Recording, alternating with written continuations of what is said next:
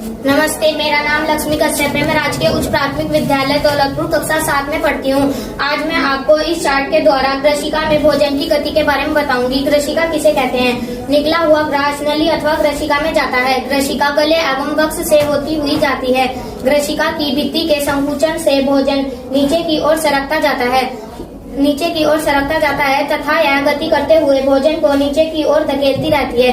वास्तव में संपूर्ण आहार नाल संकुचित होती रहती है। कभी कभी हमारा आमाशय खाए हुए भोजन को स्वीकार नहीं करता है और फलस्वरूप उसे वमन द्वारा बाहर निकाल दिया जाता है। अब मैं आपको आमाशय के बारे में बताऊंगी। आमाशय किसे कहते हैं? आमाशय मोटी भित्ति वाली एक थैलीनुमा संरचना है। यह चपटा तथा इसका आकार जे आकृति का होता है।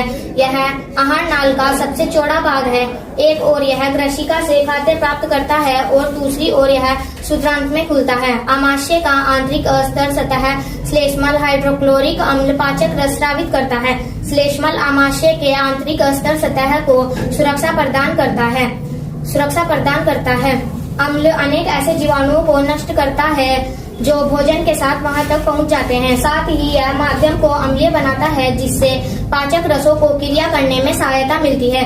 पाचक रस को हम दूसरे शब्दों में जठर रस भी कहते हैं। जठर रस प्रोटीन को सरल पदार्थों में विघटित कर देता है। नमस्ते, मेरा नाम लक्ष्मी कश्यप है। मैं राजकीय उच्च प्राथमिक विद्यालय दौलतपुर कक्षा 7 में पढ़ती हूँ। आज मैं आपको इस चार्ट के द्वारा कृषिका में भोजन की गति के बारे में बताऊंगी। कृषिका किसे कहते हैं? निकला हुआ ग्रास नली अथवा कृषिका में जाता है। कृषिका गले एवं वक्ष से होती हुई जाती है। कृषिका की भित्ति के संकुचन से भोजन नीचे की ओर सरकता जाता है तथा यह गति करते हुए भोजन को नीचे की ओर धकेलती रहती है। वास्तव में संपूर्ण आहार नाल संकुचित होती रहती है। कभी कभी हमारा आमाशय खाए हुए भोजन को स्वीकार नहीं करता है और फलस्वरूप उसे वमन द्वारा बाहर निकाल दिया जाता है। अब मैं आपको आमाशय के बारे में बताऊंगी। आमाशय किसे कहते हैं? आमाशय मोटी भित्ति वाली एक थैलीनुमा संरचना है। यह चपटा तथा इसका आकार जे आकृति का होता है। यह आहार नाल का सबसे चौड़ा भाग है। एक ओर यह कृषिका से खाद्य प्राप्त करता है और दूसरी ओर यह सूत्रांत में खुलता है। आमाशय का आंतरिक अस्तर सतह श्लेष्मल हाइड्रोक्लोरिक अम्ल पाचक रस स्रावित करता है। श्लेष्मल आमाशय के आंतरिक अस्तर सतह को सुरक्षा प्रदान करता है।